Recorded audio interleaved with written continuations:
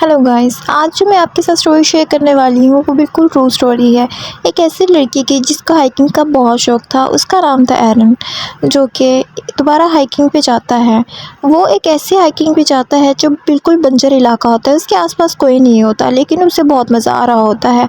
वो वहाँ पे टहल टहल के जा रहा होता है। वहाँ पहाड़ियों के दरमियान रास्ता बहुत तंग होता है, लेकिन वो वहाँ से गुजर जाता है। फिर वो एक रास्ते पे पहुँचता है और वहाँ एक पत्थर का सहारा लेता है। वो पहले पत्थर को चेक करता है और जब वहाँ से गुज़र रहा होता है तब वो पत्थर खिसक जाता है, जिसकी वजह से वही पत्थर आयरन के हाथ के दरमियान आके रुक जाता है, जिसकी वजह से आयरन का हाथ फंस जाता है और आयरन भी वहाँ पे फंस जाता है। वो अपने हाथ को निकालने की बहुत कोशिश करता है, लेकिन उसका हाथ नहीं निकलता। अब उसे टेंशन होने लगती है क्योंकि वो पत्थर बिल्कुल भी नहीं हिल रहा होता। वो मदद के लिए पुकारता है, इधर उधर देखता है, लेकिन कोई नहीं होता। वो बहुत ज़ोर से चीखता है कि कोई तो आएगा उसकी मदद के लिए, लेकिन वहाँ कोई भी नहीं होता क्योंकि वो बिल्कुल अकेला इलाका होता है। वहाँ दूर तक कोई इंसान नज़र नहीं आ रहा होता। फिर आयरन अपने बैग से हाइकिंग का सामान निकालता है। वो कुछ ऐसी चीज़ ढूंढ रहा होता है जिसकी मदद से वो यहाँ से निकल पाए, या इस पत्थर को तोड़ पाए, या इसको हिला पाए, लेकिन उसे कुछ नहीं मिलता। फिर उसको चाकू मिलता है, जिसकी मदद से वो पत्थर को तोड़ने की कोशिश कर रहा होता है, लेकिन वो पत्थर इतना सख्त होता है कि उसे ज़रा बराबर भी कुछ असर ही नहीं हो रहा होता।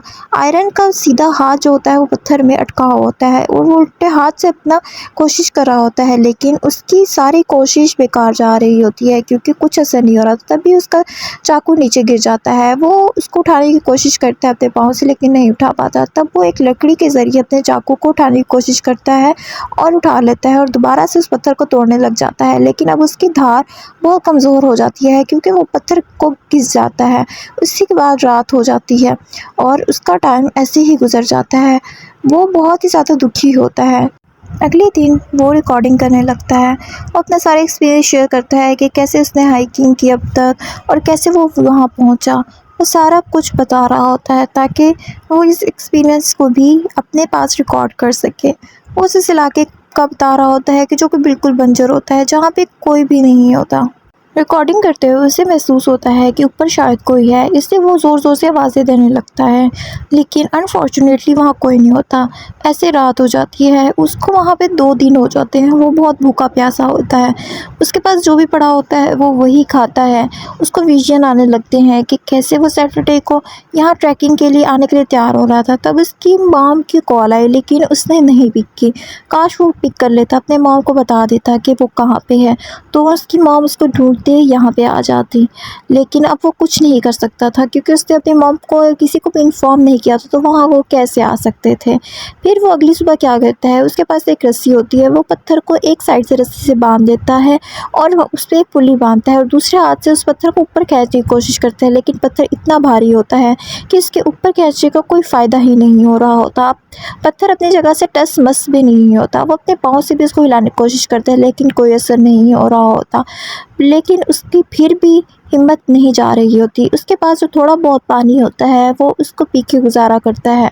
फिर जब पानी ख़त्म हो जाता है तो वो अपने यूरिन को बॉटल में भर के वो पीता है क्योंकि उसके पास और कोई चारा नहीं होता। वो साथ-साथ सब कुछ रिकॉर्ड भी कर रहा होता है ताकि उसको मोटिवेशन मिल सके। ऐसे ही टाइम गुज़रता है और फिर वो कीड़े खाने लगता है क्योंकि उसको कैसे ना कैसे ये चीज़ गुज़ारनी ही थी।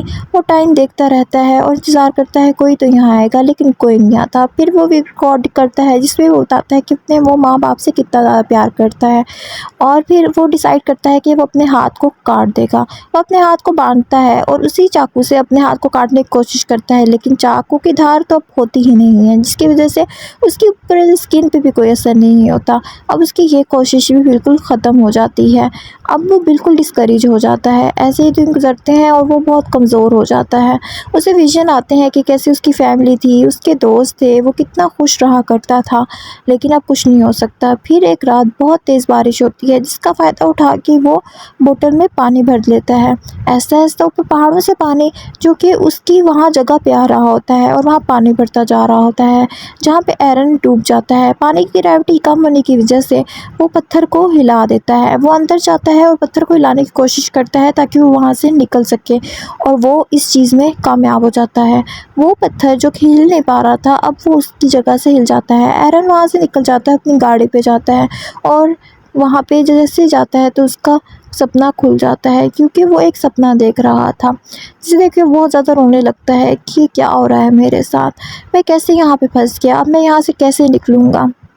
यहाँ पे ना बारिश हो रही है ना कुछ, उसको बस विजन ही आते हैं। अगली सुबह वो बिल्कुल बेहाल होता है, उसको कुछ भी समझ नहीं आ रहा होता, वो बस अपने आप से बातें करते रहता है, कमेंट्री करता रहता है, रिकॉर्डिंग करता रहता है और बार बार बस वही याद करता है कि काश मैं अपनी माँ का फ़ोन उठा लेता तो आज मैं यहाँ पे ना होता, या जब मैं उस आदमी से ट्रैकिंग का सामान ले रहा था मैं उसको बता देता मैं कहाँ जा रहा हूँ, तो हो सकता है वो भी मुझे ढूंढने आ जाता, या कोई उससे पूछता तो वो उसको बता देता कि मैं कहाँ पे हूँ।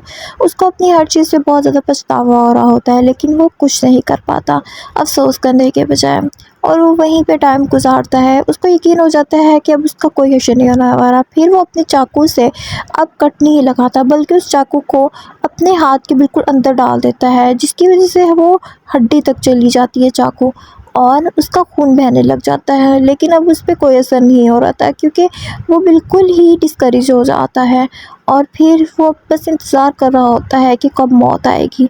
और तभी वो दीवार पे भी पीस एंड रेस्ट और अपना नाम और डेट ऑफ बर्थ लिख देता है, क्योंकि उसको यकीन हो जाता है कि उसने यहीं मरना है, और उसको हेलुसिनेशंस भी होने लग जाती हैं।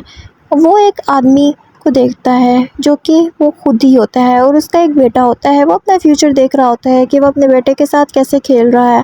तब उसको कुछ करेज मिलती है कि नहीं, मुझे जीना है। तब वो अपना हाथ निकालने के लिए अपना हाथ को ऑपोजिट साइड पे धक्का देता है, लेकिन कुछ नहीं होता। तब फिर वो क्या करता है, अपना हाथ काट देता है। वो बहुत कोशिश करता है अपने हाथ काटने की, और तभी उसका हाथ कट जाता है। वो अपने हाथ की तस्वीर भी लेता है जो पत्थर में फंसी हुई होती है, जिसे देख के वो खुश तो नहीं होता है, लेकिन उसका ये तसल्ली होती है कि वहाँ से निकल गया है। वो वहाँ से भागता है, बहुत तेज़ भागता है। वो ज़ख्मी हो जाता है, और वहाँ पे उसको बारिश का पानी नज़र आता है, जिसे वो पीता है। उसने कई दिनों से कुछ खाया पिया नहीं होता, इसलिए वो पेट भर के पानी पीता है और वहाँ पे नहाता भी है। फिर वो अपना सफ़र जारी रखता है। वहाँ दूर दूर तक से कोई नहीं नज़र आ रहा होता, लेकिन वो हिम्मत नहीं हारता और वहाँ से चलता जाता है। तभी उसको कहीं दूर एक फैमिली नज़र आती है, जो कि वहाँ हाइकिंग के लिए ही आई होती है। वो उनको आवाज़ देता है, और वो फैमिली भी उसको देख लेती है और उसकी मदद के लिए आती है। वो कुछ सिक्योरिटी गार्ड वालों को कॉल करती है, और तभी एक हेलीकॉप्टर आता है और एरन को वहाँ से ले जाता है। इसके बाद 3 साल के बाद का सीन दिखाया जाता है, जहाँ पे एरन बिल्कुल ठीक हो चुका है। वो अपनी ज़िंदगी वैसे ही जी रहा है जैसे जीना चाहता था। वो एक लड़की से शादी कर लेता है, और उसके एक बेटा भी होता है। उसका वो फ्यूचर प्लान जो उसने हेलुसिनेट किया होता है वही ठीक हो जाता है। उसके हाथ काटने की वजह से वो अपनी हाइकिंग नहीं छोड़ता, वो फिर भी अपनी हाइकिंग जारी रखता है, और जहाँ भी जाता है सबको बता के जाता है, और वहाँ पे अपना मार्क लगा के आता है। कैसी लगी आज की आपको स्टोरी? आप नेक्स्ट कौन सी स्टोरी सुनना चाहेंगे? प्लीज़ कमेंट करें।